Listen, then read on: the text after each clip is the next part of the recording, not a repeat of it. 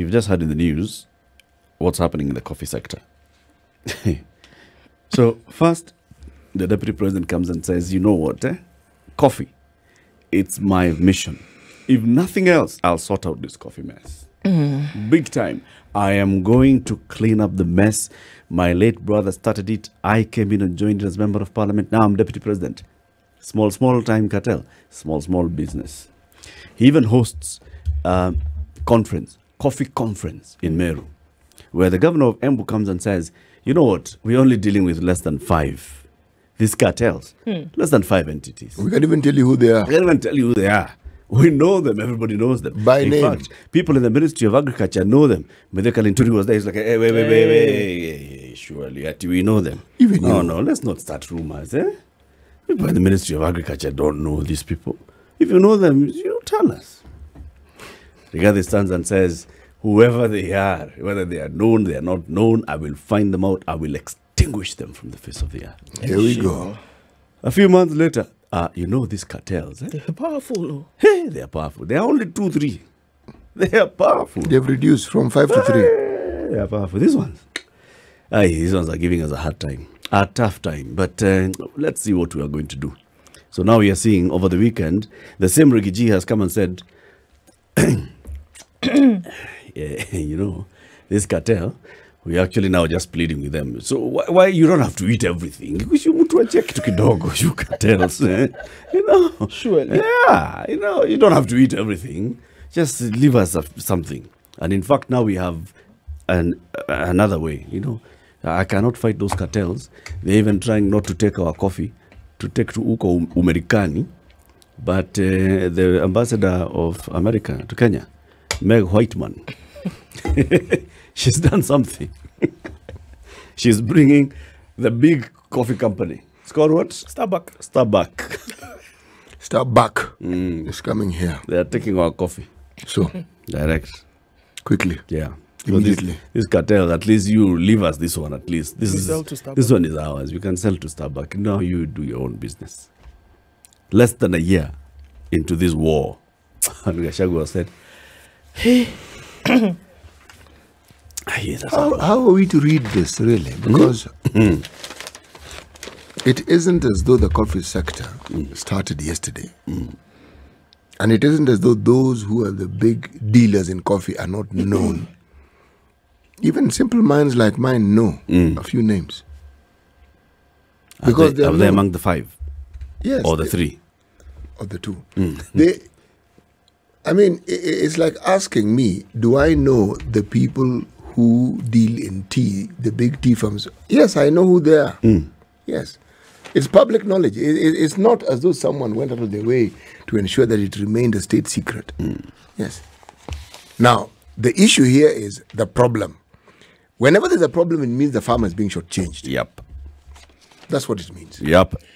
Okay. Now, this coffee conversation has been, you know, every now and then it makes its, you know, flash on the stage. We talk about it and then disappears. And then it comes back every now and then. It was clear that at some point, coffee farmers uprooted their coffee bushes and said, you know what?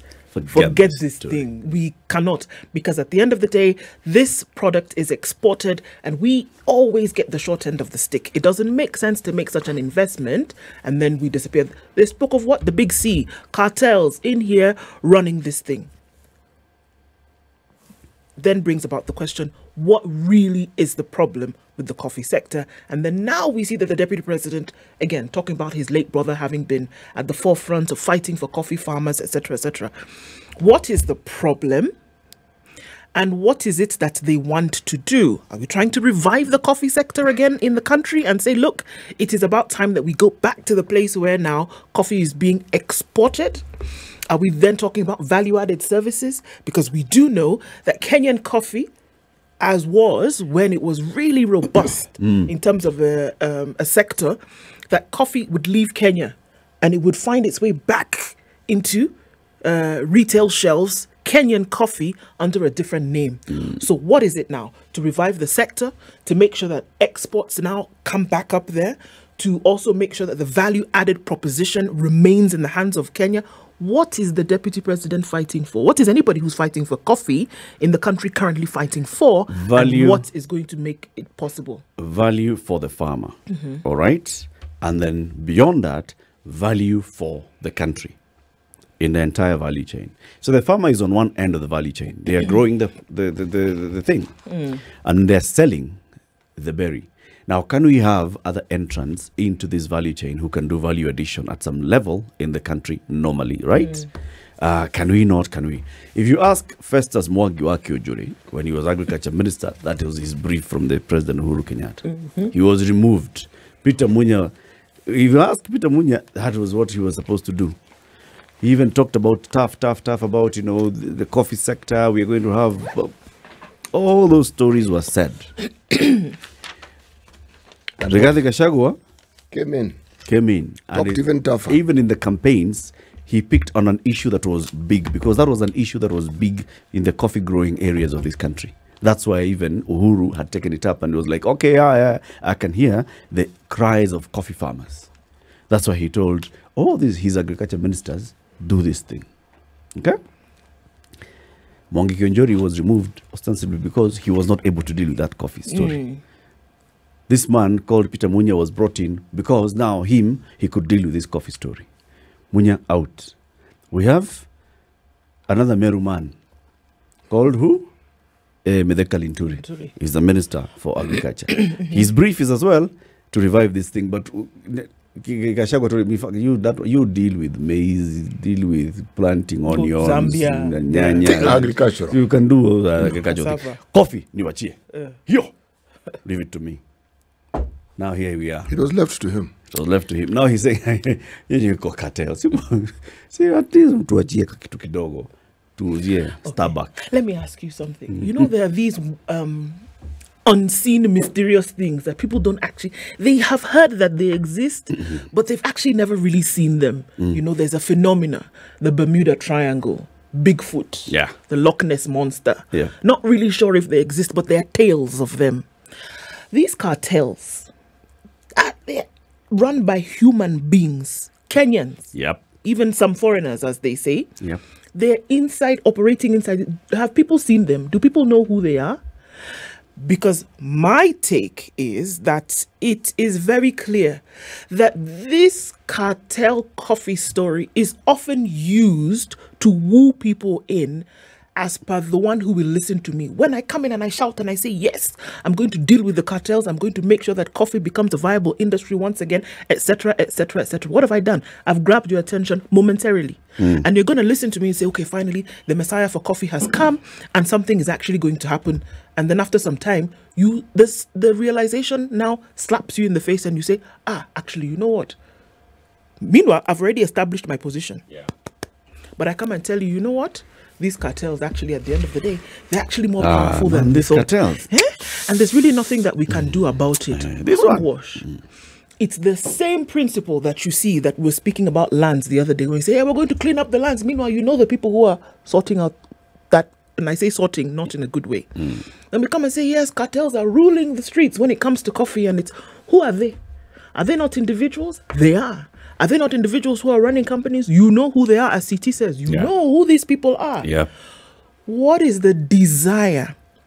If the desire to clean up the industry truly then does not exist, then forget about it. All of this just remains talk. Even this Starbucks that people are talking about, leave some for us. Who is it that you're asking to leave some for you? Who? When you go and ask for permission, please just give us a little bit so that we can sell to Starbucks and make some money. Who is it that you're asking this permission of? Who are these people? And what is it that they have done that is so that is so ominous, that is so scary that you dare not touch them? Once you start to answer those questions, or rather, until and unless you're ready to answer those questions and tackle this thing head on, don't waste our time. Don't. Just let's talk about something else. Like you said, in fact, it's true.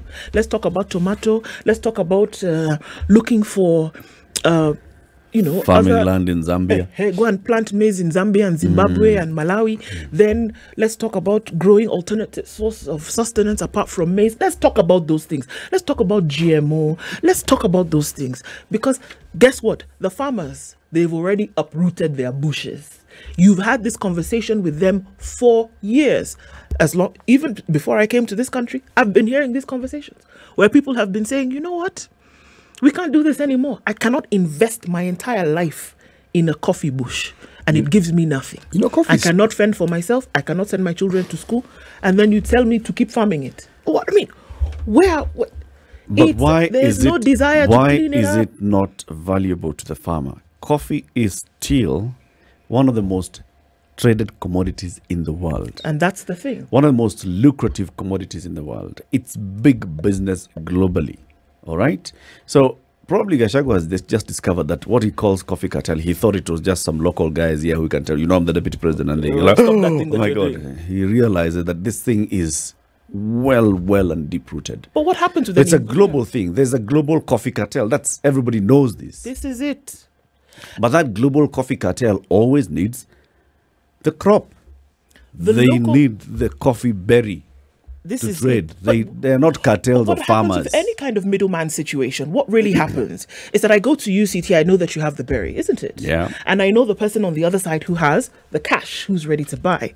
But I also need to make something in the meantime. Just and fine. me and this person are going to control this narrative because you're desperate, aren't you? And that's the thing. Cartels, by nature, prey on the desperation of the one who's producing. But how come this desperation is not spreading across? How come that his advantage is not spreading across all the coffee growers in the world? What is it? Or look at a competitive product, a beverage called tea. How come you don't hear the same hoo-ha in the tea industry? Why? It has problems, but not on this scale. This one of coffees is stratospheric. It's something else. So you have to ask, what really is going on? And why is it that it always becomes a big issue? You know, it didn't start yesterday, as Eric was saying. There are people, and there are few of them, who are controlling. It's clear. There are people, There are very few. and there are few of them who have been allowed. Because that sector is structured. You even have a board. It's under the Ministry of Agriculture. It's like every other thing that is produced in this country. It isn't something independent that just does its own things the way it sees fit. If you're talking about the cartels, the really major cartels, you have to ask the question, why is it that you would find that coffee is traded in countries who don't even grow the coffee? I was about to say something rude, then I held my tongue. Got that. Same with tea. Why? The tea story changed. So the trading of tea is no longer in those countries. Why is it that you'll find that countries, again, who don't even grow the stuff, export it in large quantities, and you're wondering, hiya, what sort of magic is this? You're talking cartel. It's the value add. The story of the value add has been there from time immemorial. It's like we're only allowed to roast the beans. Thereafter, kangumu. Now, Kirinyaga University did something better. We know we've drunk that coffee. Yes. Very delightful coffee. Why is it that every time we talk about the value add, it's a story and just dies? It's a story and it just dies. Is it for lack of capacity? Of course not. It isn't for lack of capacity.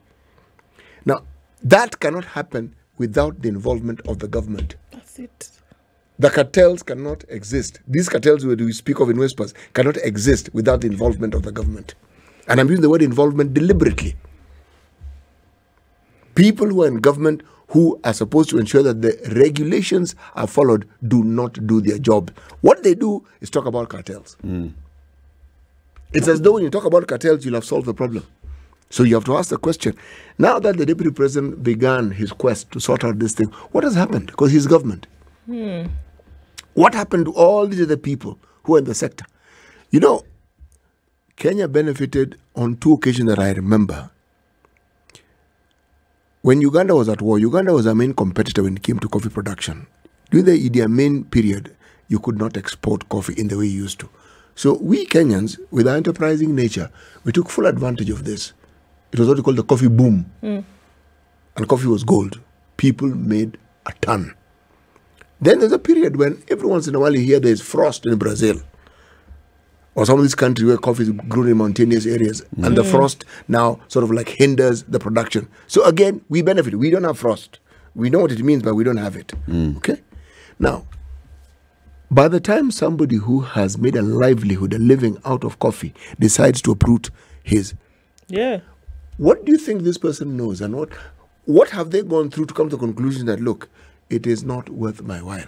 As in, for them, they've already seen the thing from through, and they know that it is going to get worse. If not, if anything, it will get worse. As a farmer of a cash crop myself, why is it that I don't no longer grow sugarcane? Because it's a complete waste of time. And that's the thing. You see, even for the cartel would like to have access to a farmer. Okay? And this is where I'm at a loss. The biggest coffee producer in this country is the smallholder farmers. Yes. Brought together. Yes, in everything that we speak of, yes. Then the others are now those private tea estates. Yes. And they have the millers, they are the marketers and all. So this whole accusation of, the millers also are acting as marketers, so they're part of the cartel. I actually do not think the cartel is a Kenya thing. No. I think the cartel is a global thing. There's a whole bigger thing. But instead of confronting it and saying, all right, so how do we deal with this? We cow from it. You see, that's and I don't think you just cow from it. You are enticed to step back. The biggest and maybe the making of the noise was basically a negotiation. You're right, Eric. The biggest consumers of our coffee is not us. It's other people. You see, countries like India and China produce more tea than we do, but they consume most of it. So that's what gives our tea a fighting chance. The Western world, as we know it, don't produce coffee. No. But they consume it. A lot of it. So if they are the ones who have the buying power, who buy it, they are the ones who are likely to have a bigger say than we do in some of these matters. Now, unless we negotiate it otherwise. I don't think you have a choice but to include. The thing is, if you really want to look at a sector then that will be robust in terms of its production and robust then in terms of its activity here in Kenya and then for the global stage, you cannot. I mean, there's nowhere where it's done.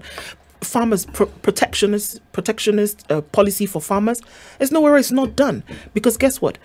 If they are not, small farmers who own the land, who plant the crop, who grow the crop, you cannot but involve them in the process. You can't, because like you said, you can be on this side of the world saying that we are exporting and we're doing business with it, but where is it coming from? The person who owns the berry, the person who produces the berry. If you do not involve them in this process, and then also compensate them adequately for what it is that they are growing, how then would you not have the kinks and the stops in the flow of this particular sector? That this is the reason, this is the problem. Why you continue to see the flare-ups in the sector over time is this very same thing. That the farmer is not being involved, the farmer gets the short end of the stick, and the farmer burns down the crop. At some point uproots the crop and says, you know what, we can't do this anymore, so forget about it. That's the thing. You don't protect your farmers, you will have an industry that continues to be ridden by hiccups. Maybe the cartel is actually not feeling that kind of a hit. Maybe they still have sufficient, from their own metrics, the kind of coffee that they want to get from Kenya versus other places, they still are getting. We can do with a dip of this much, it's okay. We are still, as long as this game is not disrupted, we're fine. But the fact that the deputy president came on to this and said, I am going to deal with it. And then less than a year into it, he is already saying, I've given up. I cannot deal with this. It's a big one. We saw the former president doing the same. The former president said, I'm going to sort out this coffee business. This coffee and tea sector, we are going to sort it out. He took it on head on and said, I'm going to forget this man called Mwangi Kiunjuri. Now let's bring in Peter Munya. He's going to sort it out. He left office. That issue was not sorted. It's been many years of people campaigning to have the issue of coffee sorted. The reason it's not getting sorted is a deep one.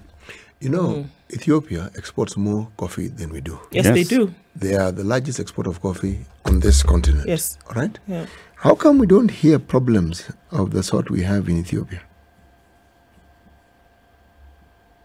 How? You see, one could say, well, their government, their politics, the way it is, I'm sure they have their problems. But let me go back to what I was saying earlier on. Given that the agricultural sector and every other sector in this country with regards to things export, the government has a very big say.